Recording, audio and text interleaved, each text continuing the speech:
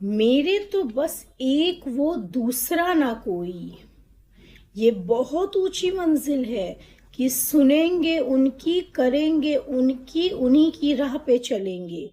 कोटों में कोई होता है जो इस मंजिल पे चलता है, मगर जो चलता है उसकी गारंटी वो करते हैं।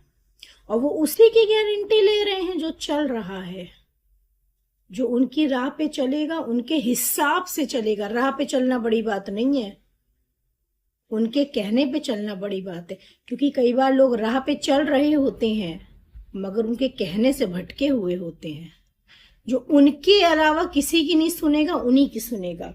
तो गारंटी उनकी है, मगर बुद्धि कह देती है कि बड़ी ऊंची मंजिल है। मतलब हराया किसने? इसने हराया। अब सुनिए, दो जगह से इस बात को हम समझेंगे। एक हम समझेंगे कुरान के एक किस्से से। बेसिकली हिंदुइज्म, क्रिश्चियनिटी और इस्लाम, तीनों से हम इस बात को समझेंगे। सबसे पहले हम कुरान को लेते हैं।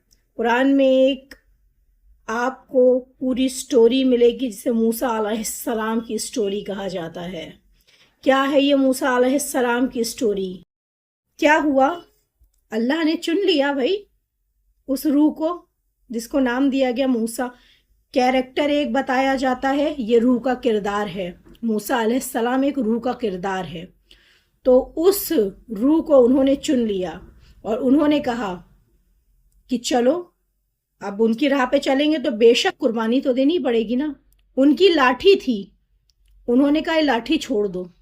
लाठी छोड़ने का मतलब जान रहे हैं आप? लाठी छोड़ने का मतलब है अपने सहारे को छोड़ दो। अब भाई अल्लाह ने उनको चुना, इसका मतलब वो अल्लाह को बहुत प्यार करते थे, बहुत याद करते थे ना। तो मतलब आग दोनों से बराबर दोनों तरफ से मोहब्बत की आग लगी हुई थी। छोड़ दिया अल्लाह के कहने पर। उसके बाद क्या हुआ? उन्होंने कहा अभी ये जो लाठी तुमने छोड़ी है ना,